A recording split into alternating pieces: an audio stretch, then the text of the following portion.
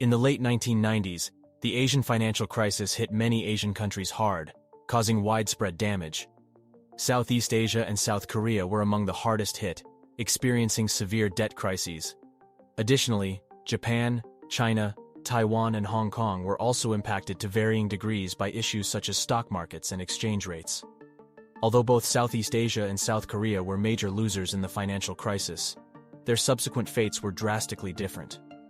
Prior to the Asian financial crisis, Southeast Asia, due to its large population and low labor costs, attracted a significant amount of labor-intensive industries from developed East Asian regions, such as South Korea and Taiwan. This trajectory and promising outlook led to countries like Malaysia being hailed as the new Asian tigers. However, after the financial crisis in the late 1990s, the Asian tigers failed to sustain their positive development momentum, and their economies stagnated or even worsened, gradually fading from the world stage. In contrast, South Korea's economy did not collapse despite the significant impact of the Asian financial crisis. After the crisis, South Korea learned from its painful experience and implemented a series of policies and measures to keep the country on the right track of growth. By 2006, less than a decade after the Asian financial crisis, South Korea's gross domestic product reached $1.76 trillion, with a per capita GDP of $20,900, successfully joining the ranks of developed countries.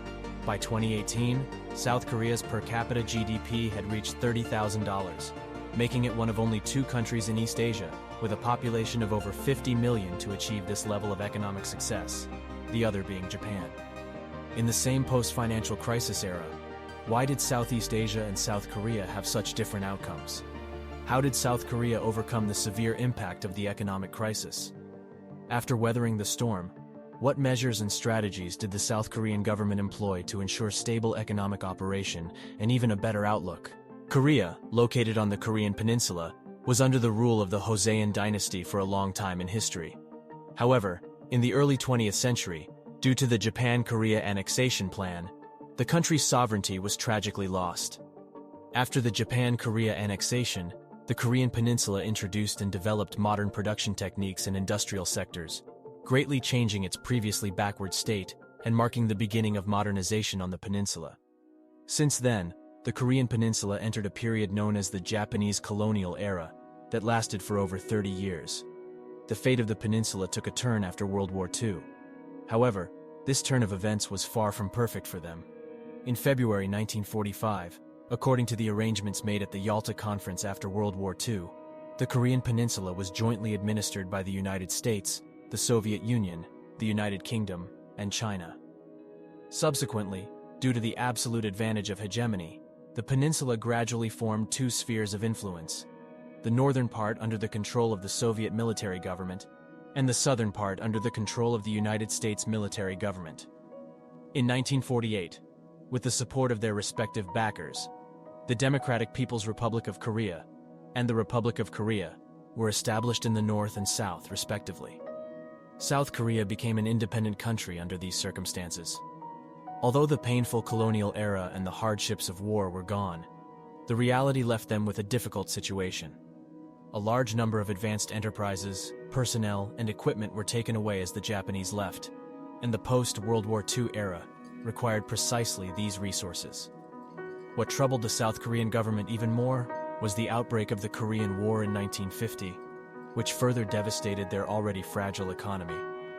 The country's infrastructure was nearly destroyed, and inflation remained persistently high. The entire nation was in a state of despair.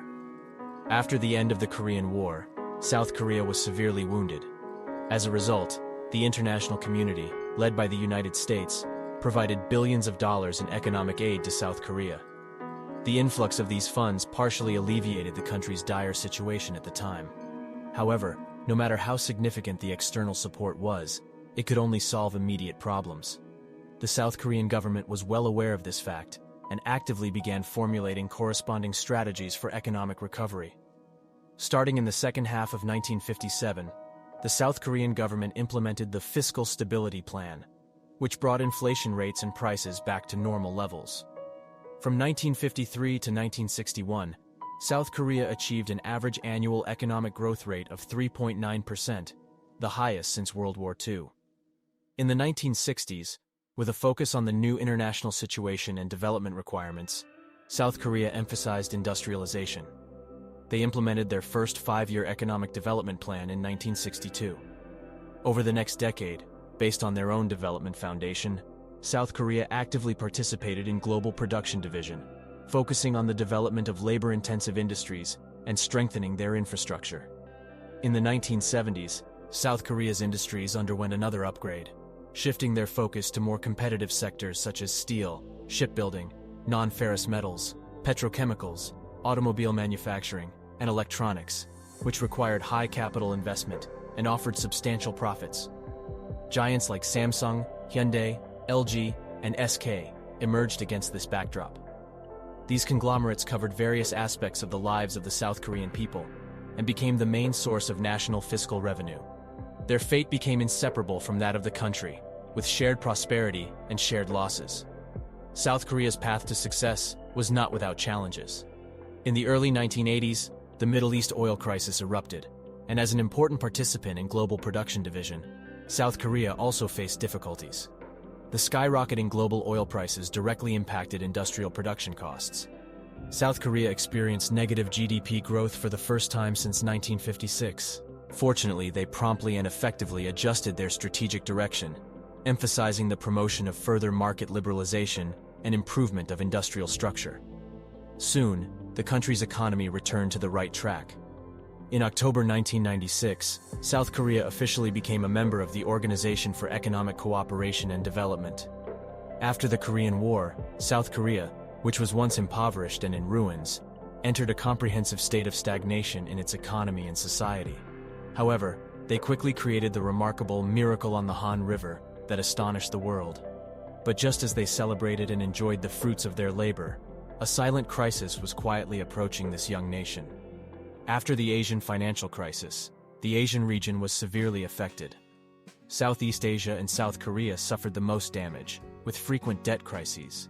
In addition, labor-intensive industries in developed regions of East Asia such as Japan, China, Taiwan, and South Korea were also impacted. The similar trajectory and bright prospects earned Malaysia and 4 other Southeast Asian countries the reputation of the new Asian tigers. However, after the late 1990s financial crisis, the new Asian tigers failed to sustain their positive development momentum, and their economies experienced stagnation and setbacks. Despite this, South Korea's economy did not collapse. After the crisis, South Korea learned from its painful experience and implemented a series of policies and measures. The skyrocketing oil prices directly affected the significant increase in industrial production costs. South Korea experienced its first negative GDP growth since 1956. Fortunately, they timely and effectively adjusted their strategic direction, emphasizing the goal of further market liberalization and improving industrial structure. Soon, the country's economy returned to the right track. In 1996, South Korea, once impoverished and dilapidated, entered a comprehensive stagnation state. However, they quickly implemented a floating exchange rate system, which made the entire securities market restless, fearing rapid currency depreciation. On the day the policy was announced, the Thai baht's exchange rate against the US dollar plummeted by 17%.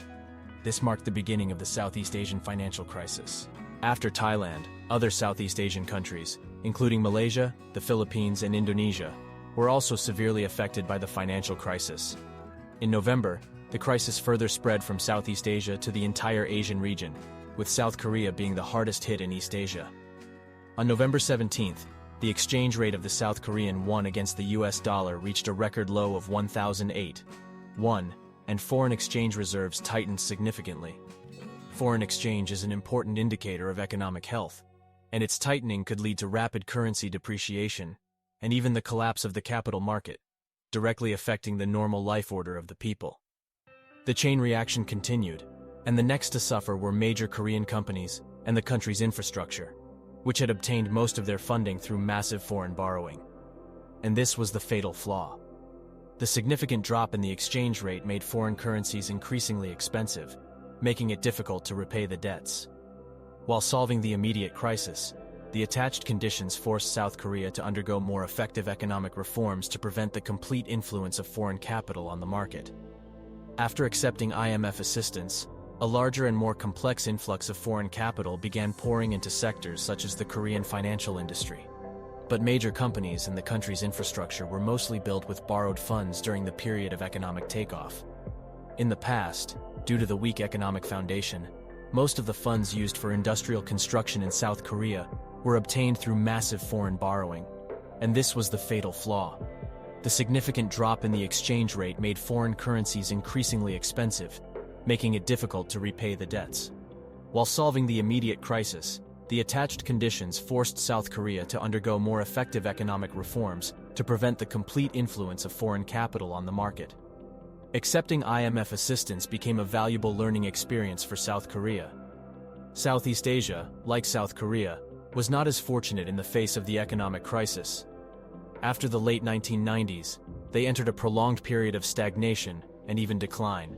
Firstly, they lacked a strong economic foundation and industrial system like South Korea, making them vulnerable to the impact of the crisis. Secondly, in the post-crisis era, they failed to recognize the importance of the technology industry. Being in a labor-intensive stage, they lacked the capability to explore the depths of the technology industry. Lastly, their emerging industries, such as culture, remained significantly underdeveloped, and they struggled to diversify their economy. By 2001, South Korea, with its strong risk management capabilities and efficient fiscal rescue measures, had repaid all its debts borrowed from the IMF. This marked their victory in the battle against the sweeping financial crisis in Asia. After the crisis, South Korea quickly revitalized the morale of the entire nation and embarked on a new round of reforms. The crisis in the late 1990s made them fully aware that relying solely on their existing industrial structure would lead to potential future crises.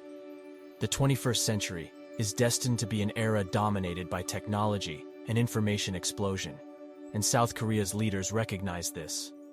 After the turn of the millennium, the government elevated the development of high technology to a national strategy, emphasizing its importance in optimizing the industrial structure and promoting economic transformation.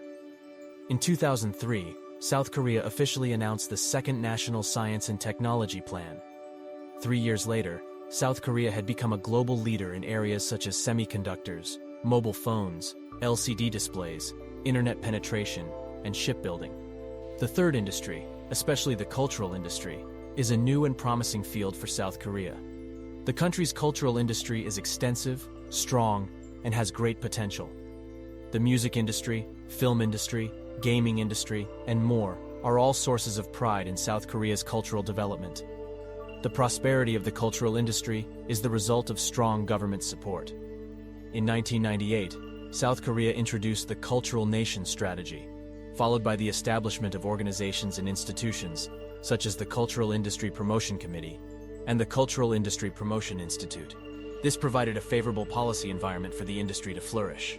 From 2008 to 2011, the South Korean cultural industry maintained an average annual growth rate of 22.5%, and this number continues to rise. The South Korean government aims to become the world's fifth largest cultural exporter by 2020.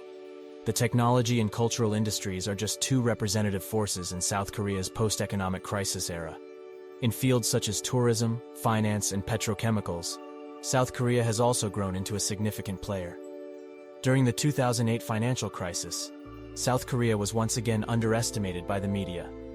However, while most developed countries experienced negative growth, South Korea, as a newly developed country at the time, continued to maintain positive growth and became one of the fastest recovering countries in the OECD. Compared to other countries or regions that have suffered from economic crises, such as Southeast Asia, the South Korean government and its people have a longer-term vision, precise policy direction, and unwavering unity. This enables them to face challenges and seize new opportunities in times of crisis. From achieving economic prosperity to suddenly plummeting, the people of South Korea did not respond with anger or despair due to the drastic contrast. Instead, they united, remained calm, analyzed the situation, and adjusted their unreasonable industrial structure with a humble and adaptive mindset. This approach and experience are not only applicable to South Korea, but also to other countries or regions that find themselves lost and in need of guidance.